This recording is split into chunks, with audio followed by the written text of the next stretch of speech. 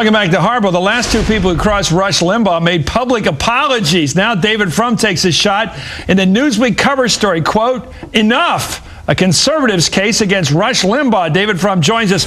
Okay, I want to know what it's like. What kind of threats? Physical, political, professional, whatever. You are definitely under the gun here, buddy. This cover story is a direct shot at the big guy. We'll say the email's running 90 to 10 hostile. Let's say that. Hostile. How bad have they gotten? Have they gotten threatening? You know, but it's nothing to complain about. Anything threatening? No. Come on. No. Don't tell the cops and don't tell us.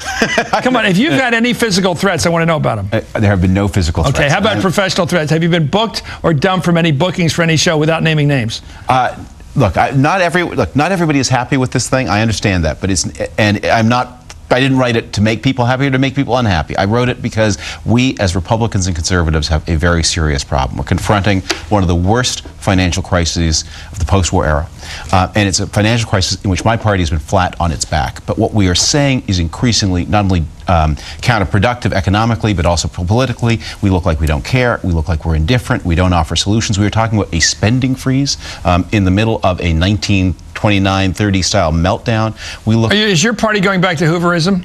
We're just desperate. We're floundering. And but this time it's not Hooverism, because if you talk to individual members of the party one by one, they all know better. They know that the country needs not an Obama-style spending fiscal stimulus, but a tax holiday, something big and dramatic. Were those three Republican senators right, Specter and Snow and Collins, in backing Barack Obama, giving him the votes he needed to pass the stimulus? Bottom line, if you were a senator, just generally speaking, were they right to give him a break and get that bill passed? I wouldn't have voted for that bill. You wouldn't have helped him get it passed? Not that bill. I would have said I'm for a big payroll tax holiday that would go into effect immediately. I know about the payroll tax. In other words, it gets money back in the hands of people who are working people. Right? Up to $120 per week per worker starting last month. But it sounds like a liberal argument. The funny thing is the liberals haven't pushed it. And I don't know why. Because working people pay a very regressive tax when they go to work, right? For the $800 billion, you could suspend this thing. But let's get back to Rush Limbaugh. I want to take a quote. Here's a quote from your piece. Let's go. Rush is to the Republicanism of the 2000s what Jesse Jackson was to the Democratic Party of the 1980s. He plays an important role in our coalition, and of course he and his supporters have to be treated with respect, but he cannot be allowed to be the public face of the enterprise. Now, this is the issue. I watched this weekend, and I didn't think Rahm Emanuel was smart when he decided to put a pin into this big guy and puncture him like he did. But when I saw Newt Gingrich jumping around this weekend, and when I saw John Boehner acting very unhappy, I realized maybe they're smart, the guys in the White House, and maybe they're smart fighting with him. But they've also got Rush's cooperation. When Rush made this famous statement, many times repeated, "I hope the president fails." Now, look, I wrote speeches, and one of the things you have a better way of saying it. What would you have said? I would have said, "I fear the president's liberal plans will fail as liberal plans usually do." Because what you know, when you do these things, and what Rush knows, whenever you have something you want to say, you do never write it in such a way that it can be sliced out and used against you by unfair people, because there are a lot of unfair people. I've done that many times. So don't do that. I know how that's done. Don't create the clip. Right. When the non-ideological middle of the road. But didn't he do that in an interview? Did you think he planned it? He did it many times, and in his monologue, at the end of the monologue, he then offers a long explanation, which can be dropped, and at the end of it he says, "I want this to be headlined, Rush Limbaugh hopes Obama will fail." Why do you think he said it? Because it's a tremendously memorable phrase. It draws attention to him. It sharpens the difference. Look, I don't know how many listeners he has. They say 20 million. If you have 20 million listeners, you are an incredibly powerful person. Now, if you have 20 million voters, you're Ross Perot. But that doesn't matter, because people who don't like you on the radio, they don't have to listen. They just turn you off. But people who don't like you in politics, there's something they can do. Why don't women like him? They don't, as a rule. He's harsh, he's divisive, he's bombastic. He has the most male audience of any major public affairs show. He has a 31-point gender gap, as he himself jokes about. He bragged on that. He bragged on that. And look, how do I know? I'm quoting you back. I read the whole piece. I'm giving you. Let's take a look at a new poll that shows an overwhelming number of Republicans, 68%, say the party has no clear leader. And by the way, what's interesting in this new poll is how divided your party is. 5% for McCain say he's the leader. Just 5%.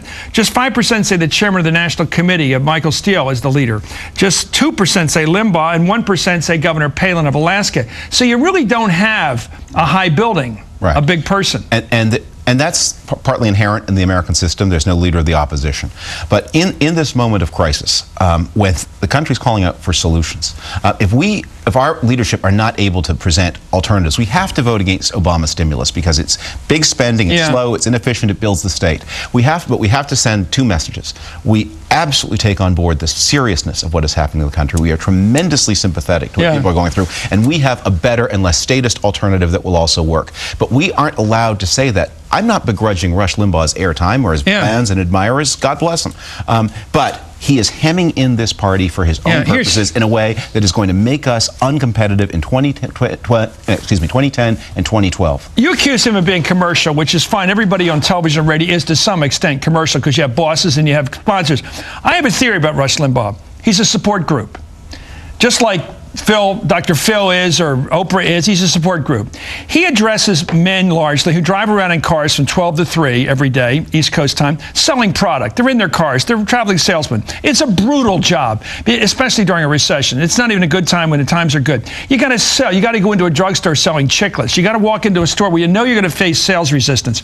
You got a boss back at home say, have you sold? Have you sold? Family and children don't understand how hard you work. And there's only one guy in the car with you all day. That's Rush, telling you, it's you, not the feminazis. It's you, not the quota people. It's you, not. Now, whether it's right or wrong, he's selling himself as an Oprah to white guys driving in cars. Not just all white, mainly guys driving in cars, right? Yeah. So you understand this, right? That's his audience. And that's fine. No complaints. But you're saying he's not the Republican Party. We have to be very careful as Republicans, one, to say there are others, two, not to let him control our options. That the Republican Party in Congress has right now to be sending up a clear message. Do you think he's got a race problem?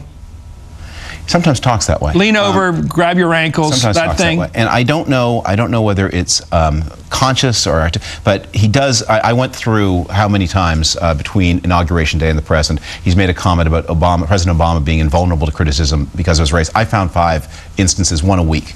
That's sort of. But he does that. There's sort of a nag he does like that. He does that about Donovan McNabb, the Eagle quarterback. Look, he's only given praise because he's black. That's one time. And people, he plays this sort of weird. It's not. As we all know, I've said on-air things I wish I hadn't said 30 seconds later. But there is a theme there. It's like he says, don't give the guy a break. It's almost like he's benefiting from some quota system. Barack Obama won the election against a guy. He didn't get any appointment here. Whatever is in his head, I don't know. Yeah. This is again dangerous because the Republican Party has this image of being a party that is unsympathetic to minorities. And Michael Steele works fiendishly in order to overcome that negative image. And well, you know what I said to you when you came out here, David? You have changed your life with this article. You will be the man that shot Liberty Valance. You will be the guy that took on Rush Limbaugh. I'm going to be the paste under his tank. Do me a favor. Don't apologize. You're a journalist. You don't have to. You can make mistakes, but just don't do that thing. Anyway, thanks, David.